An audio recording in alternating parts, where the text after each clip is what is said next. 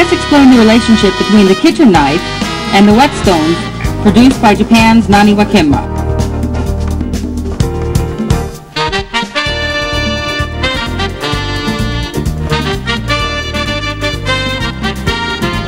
There are many types of kitchen knives. There are those in steel and stainless steel, and some are sharpened on both sides of the cutting edge to form a V-shaped edge, while others are sharpened only on one side of the edge to form a wedge-shaped edge. There are also many types of whetstones to keep cutlery in good condition.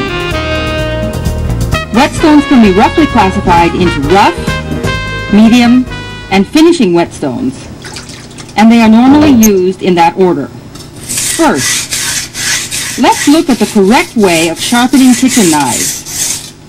Today, we will start with rough sharpening of a V-edged stainless steel kitchen knife. Place the knife on the whetstone at a 45-degree angle, and maintaining the same angle, move the blade back and forth.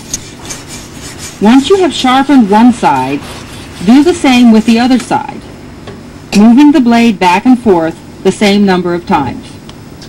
Repeat the same process for the medium sharpening next, and for the finishing last. Now let's take a look at the composition of the rough, medium, and finishing whetstones using a microscope. First, let's look at mesh 220, then mesh 400. Finally, let's look at mesh 1000. Look at the microscope photos of the sharpened blade's edges. We believe you now understand the true power of the whetstone. Next, let's see the difference between a sharp knife and one that hasn't been sharpened by cutting vegetables. To begin with, when cutting a tomato with a knife that hasn't been sharpened, the edge of the tomato slice is crushed. Next, let's see what happens when cutting an onion. We surround each onion with an acrylic case, setting an odor sensor within the case. In the beginning, the sensor shows the same value for both knives. What will be the difference between using a knife that doesn't cut well and a well-sharpened knife? The odor value with the knife with the bad edge is 400 points higher than that of the well-sharpened knife. If we analyze this difference with an electron microscope, we can see that the cutting surface made using a well-sharpened knife is very clean.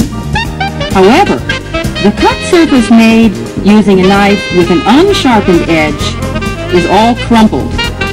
Compare the two. Next, let's measure sharpness. Let's place the knife in a fixed position on a sharpness measuring device. Then press a block of paper to the blade's edge and see how many sheets of paper it will cut. The brand new stainless steel blade was able to cut through 86 sheets of paper. Let's try that with a knife that hasn't been sharpened in 13 years. The number of sheets of paper cut is 0.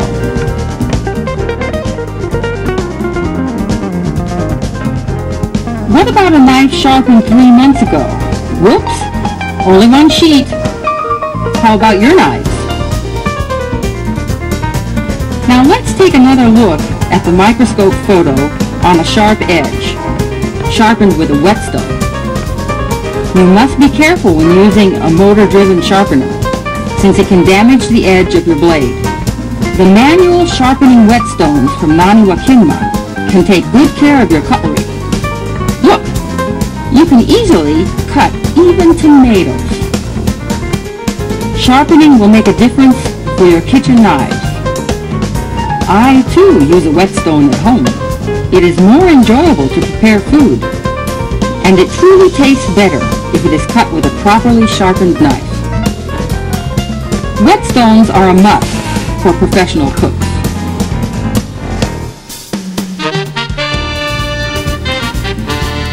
Naniwa whetstones sell well not only in Japan, but in many places around the world.